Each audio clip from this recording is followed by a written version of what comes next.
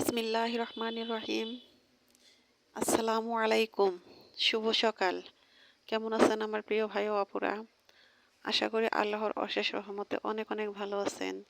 আমিও আল্লাহর অশেষ রহমতেও আপনাদের সকলের দোয়ায় আলহামদুলিল্লাহ ভালো আছি। তো বন্ধুরা, কাছে দূরে দেশ বিদেশে যে যেখানে আছেন, যেভাবে আছেন, যে অবস্থাতেই থাকুন না কেন, সবার প্রতি রইল আমার আন্তরিক ভালোবাসা ও শুভকামনা। তো বন্ধুরা, ভিডিওটা এই মুহূর্তে যারা দেখতেছেন আমার ভিডিওটা, আমার সাথে আছেন, সে বন্ধুদের বলতেছি অবশ্যই ভিডিওটা দেখার সময় একটা লাইক দিবেন।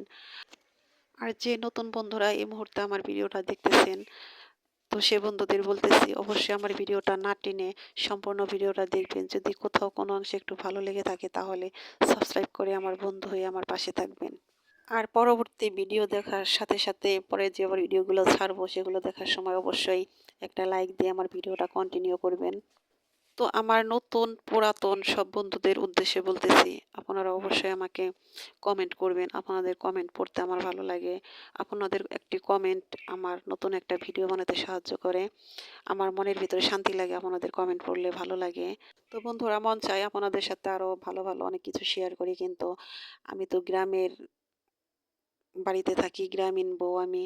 ইচ্ছা করলেই আমি বাড়ির বাহিরে বের হতে পারি না। আর বাড়ির সব কিছু মানিয়ে গুছিয়ে তারপরেই আমাকে এই ভিডিওটা করতে হয়। তো আমি বাড়ির ভিতরে যে সমস্ত কাজগুলো করি সেগুলোই আমি আপনাদের সাথে শেয়ার করি। তো বন্ধুরা, প্রতিদিন আমি আগেও যেভাবে মানে রান্না বান্না করতাম, যেভাবে জীবনযাপন করতাম, এখনও আমি সেভাবেই করি। এখন আমি ভিডিও করি বলেই যে আপনাদের আলাদাভাবে অন্য একটা কিছু স্পেশালভাবে দেখাবো বা করব, তার কোনোটাই কিন্তু আমি করি না। আমি ঠিকঠাক এভাবেই আমার জীবনযাপন করি। আমি সেভাবেই আমি আপনাদের সাথে শেয়ার করতেছি। তো আমি অত ভালো করে ভালো কিছু রান্নাও করে আপনাদের সাথে দেখাতে পারি না, কারণ আমি যা প্রতিনিয়ত খাইতেছি সেগুলোই আমি আপনাদের সাথে শেয়ার করি। আর আমি অত সুন্দর করে সাজিয়ে গুছিয়ে কথাও বলতে পারি না। তো আমার কথাও কাজে ভুল হতেই পারে। আমি এটা নিজেই জানি যে হয়তো আপনারা বলতে পারেন যে আপুর কথা ঠিক হইতেছে না, রান্না বান্না ঠিক হইতেছে না, এরকম হতেই পারে। তো আমার প্রিয় বন্ধুদের, আমার আপুদের যে আমি রান্না বান্নাগুলো দেখি, কাজগুলো দেখি, কথাগুলো বলে, আমার খুব ভালো লাগে। তো কিছু কিছু আপু আছে কথা বলে, তো আমি অনেক সময় দেখা যায় যে ভিডিওটা অন করে দিয়ে ঘরের অন্য একটা কাজ করি। তো আমি তার কাজগুলো দেখার চেয়ে তার কথাগুলোই বেশি ভালো লাগে। তো কয়েকটা আপু আছে, আমি নিয়মিত যে আপুদের ভিডিওগুলো দেখি, সে আপুদের কথাগুলো আমার কাছে খুবই ভালো লাগে। একদম মিষ্টি ভাষায় কথাগুলো বলে, শুনতে ভালো লাগে। তো মাঝে মাঝে শুধু কথাও শুনি না, কাজগুলো দেখি। কাজগুলো অনেক এক্সপার্ট, মানে অনেক সুন্দর করে সাজিয়ে গুছিয়ে করে, দেখতে খুব ভালো লাগে আর কি। তো আমি অত ওভাবে পারি না। তো আপুদের দেখে দেখে চেষ্টা করব করার জন্য। তো আমরা তো গ্রামে থাকি, গ্রামে ইচ্ছা করলেই ওইভাবে থাকা যায় না, ওইভাবে করা যায় না। তো আমাদের গ্রামের বাড়ি তো ইচ্ছা করলে সাজিয়ে গুছিয়ে অনেক কিছুই করা যায়। এটা আমি তো গ্রামে থাকি, আমি জানি। তো আমার যতটুকু যা করার, আমার যতটুকু যা প্রয়োজন আমি করি, কিন্তু আপুদের দেখে মনে হয় যে আরও কিছু করার আছে, আরও কিছু শেখার আছে। তো দেখতেছি আর শিখতেছি, ভালো লাগতেছে। তো যদি এই ব্লগ ভিডিওতে না জড়াতাম তাহলে এত কিছু দেখতে পারতাম না, শিখতে পারতাম না।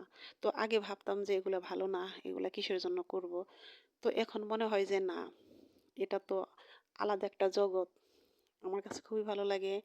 যত যা কিছুই করি না কেন, যখন এই ভিডিও দেখি ভালো লাগে, যখন ভিডিওগুলো করি, এডিট করি, ভিডিওগুলো আপলোড দেই, ভালো লাগে। মানে অন্যরকম একটা ভালো লাগা কাজ করে।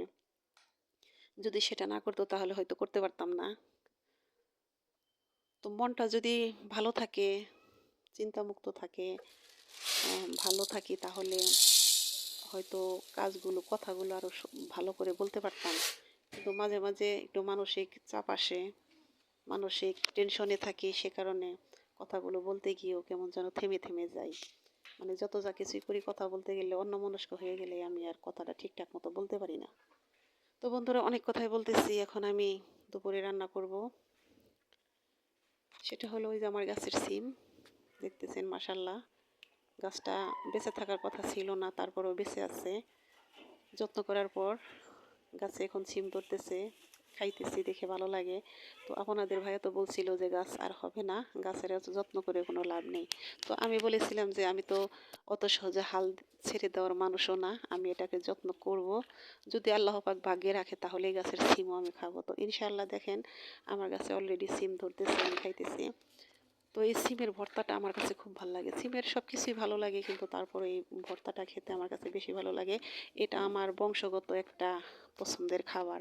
কারণ এই শীতকাল আসলে দেখা যায় আমার ভাই, আমার আব্বা এই সিম যে কোনোভাবে রান্না করুক না কেন, কিন্তু এই ভর্তাটা খেতে বেশি পছন্দ করতো। আর এই সিম দিয়ে যে সরিষা রান্না করে সেটাও খুব পছন্দ করতো। তো ওই সিমগুলো ছিঁড়তেছি আর ভাবতেছি তো সিমের ভর্তা যেহেতু আব্বার পছন্দ, আমার ফ্যামিলির পছন্দ, সিমটা খেতে গেলে আমার সে কথা মনে পড়ে। তো আমিও আজকে এই সিমের ভর্তাটা করব, আর হলো ডাল রান্না করব। তো এই তো আমি সিমগুলো যে ভাতের মধ্যে সিদ্ধ দিতেছি। তো এই সিমগুলো ভাতটা হওয়ার একটু আগ মুহূর্তে দিতে হয়। ভাতের মাড়টা যখন নিচে যায় তখন উপরে সিমটা সিদ্ধ দিতে হয়। তো তার সাথে আমি আমার গাছের যে টাটকা মরিচ, সে মরিচটাও সিদ্ধ দিলাম। এখন আমি যে ডাল রান্না করব, তো ডাল আহামরি কিছু না রান্না, তারপরও এক একজনের রান্নার নিয়ম এক এক রকম। তো আমি আজকে ডালের মধ্যে আদা রসুন থেতো করে পেঁয়াজ সাথে করে তারপরে বাগার দিব। তো ডালের মধ্যে অনেকে আদা রসুন বাটা এটা খায়।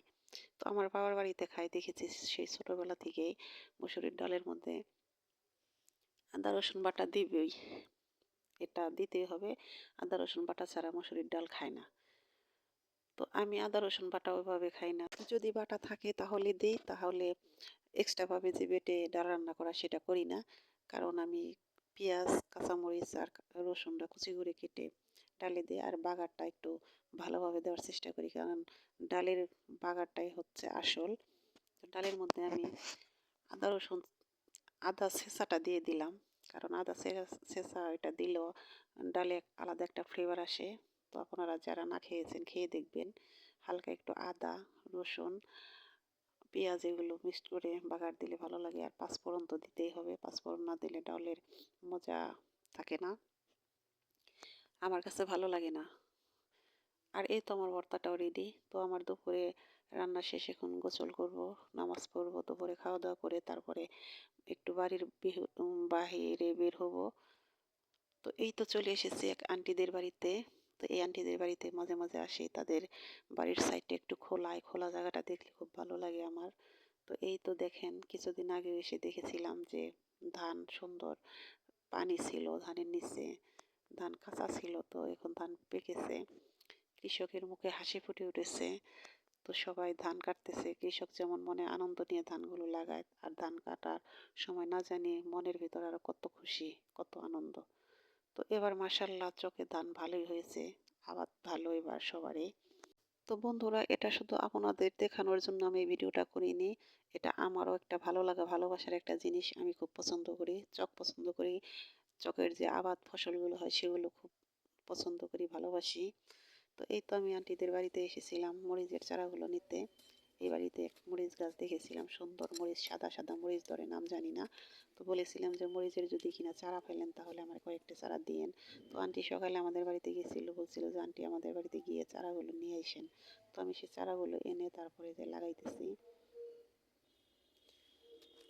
বিকেলবেলা ওগুলো লাগাইতেছি। তো যে সন্ধ্যার পর মার ছেলে মেয়ে ফাঁকিবাজি নাস্তা করেছি। আমার ছেলে চা বানিয়ে খায় নিজে একা একাই, আমি তো খাই না। আমি ওভাবে চা কফি এত নিয়ম করে যে সবাই প্রতিদিন খায়, আমি ওভাবে খাই না। মন মতো মনে চাইলে খাই, তা না হলে খাই না। তো আমার ছেলে একাই খায়, হিটারে পানি গরম করে একাই চা খায়। তো আলসেমি করে কাঁচামরিচ পেঁয়াজ তেল দিয়ে মুড়িটা মাইখা খেলে বেশি ভালো লাগে। তো আমি সে কারণে বললাম এটা ফাঁকিবাজি নাস্তা, আমি কাঁচামরিচ কামড় দিয়ে মুড়িগুলো খাইতেছি। তো এদিকে আমার ছেলেও পড়ায় ফাঁকি দিতেছে, যে দেখেন পড়া বাদ দিয়ে কি যেন আর্ট করতেছে, পড়ায় অনেক অমনোযোগী। তো আমার ছেলের জন্য আপনারা সবাই দোয়া করবেন, পড়ায় যেন মনোযোগী হয়। ওনাদের ছেলে মেয়েদের জন্য অনেক অনেক দোয়া ভালোবাসা রইল। আজকের মতো এখানেই বিদায় নিলাম। আল্লাহ হাফেজ, আসসালামু আলাইকুম।